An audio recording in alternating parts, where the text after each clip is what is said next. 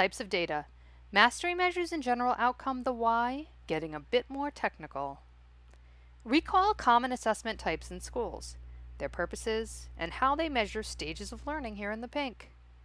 Finally, recall that some look like what you teach and measure short-term objectives in an instructional scope and sequence, while others do not look like what you teach because they are a global measure of broad skills based on norms, more long-term measurement. Here on the left, you can see that mastery measure looks like how we do things in schools. A unit, module, series of lessons aligns with standards or a group of standards. Students have not yet reached those standards, so we teach, and over time, the data changes color to reflect proficiency. We use the data formatively. If students have it, then we move on. If not, we change our instruction. In proficiency-based or mastery measures, the data shows a student's proficiency as compared to a particular target or goal, a set or predetermined exemplar of proficiency. Recall, it's called criterion-based assessment. In our weight metaphor, this could be daily criteria of no more than 1,500 calories and 15 minutes of cardio to meet our long-term goal of losing weight. General outcome measure, on the other hand, in our weight metaphor, starts with a global indicator that has norms based on how large samplings of the population do. So we can see overall where we stand compared to some standard. This height and weight chart, moderately overweight. Weight then can be measured this way in an equal manner over time, repeatedly to monitor if our lifestyle changes are working. Likewise with students, general outcome measures show where the student began globally as compared to a norm. We have 3% of our students here at high risk on reading skills in the red on the STAR screener. And then, after we do something differently to support these students, we can monitor each student's progress as compared to himself or herself from baseline and towards a goal to meet benchmark, based on a norm, as we see here.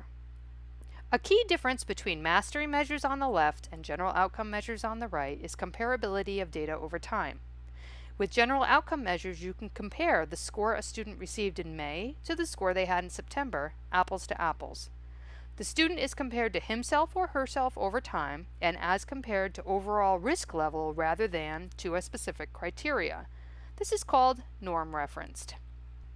The best assessment systems have both mastery measures and general outcome measures because each has its own strengths and weaknesses. Mastery measures' strengths include that students are evaluated on higher level performance and application. In the process of creating mastery measures, or proficiency-based assessments, teachers become more explicit and measurable in their learning objectives, often defining learning criteria and showing exemplars ahead of time. Therefore, assessments and data out of these assessments is meaningful to instruction. It's formative for both the student and the teacher. And learning outcomes are emphasized with repeated opportunities to demonstrate success. Weaknesses of mastery measures include that they measure performance on a single set of skills or standards and may not reflect maintenance. Kids may lose the skills once you move on to work on other things. It also doesn't measure generalization. Some students may struggle when the task is presented in a new way to perform as well as they did before. Often designed by teachers or purchased with curricula, these assessments have unknown reliability and validity. They may also be administered differently and scored differently across different teachers, and because of this, they often do not relate well to performance on high-stakes testing. The process of transitioning to mastery measures or proficiency-based assessments can be time-consuming for teachers to create, refine, calibrate, score, and analyze the data, which could, in the short term, limit teachers' ability to formatively use the data in a timely and meaningful way. General outcome measures, on the other hand, were built to address those weaknesses evidenced in mastery measures.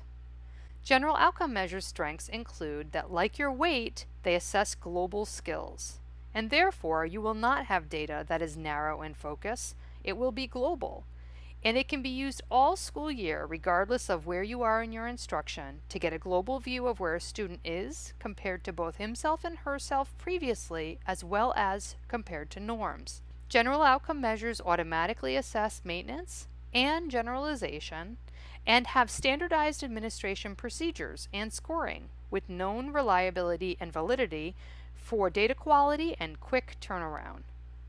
But because general outcome measures don't look like what we teach, educators can sometimes question and disregard the data. Educators and administrators rarely have training on interpretation of this type of data, so we collect a lot of it but may use little if at all. As kids get older, upper elementary, middle, into high, data can indicate won't do's, performance gaps, if teachers and schools don't make this assessment meaningful for the students. This data will tell you the who, but not necessarily the what in great detail. Just like your weight going up or down won't tell you why, it will only tell you whether you're succeeding or have a problem.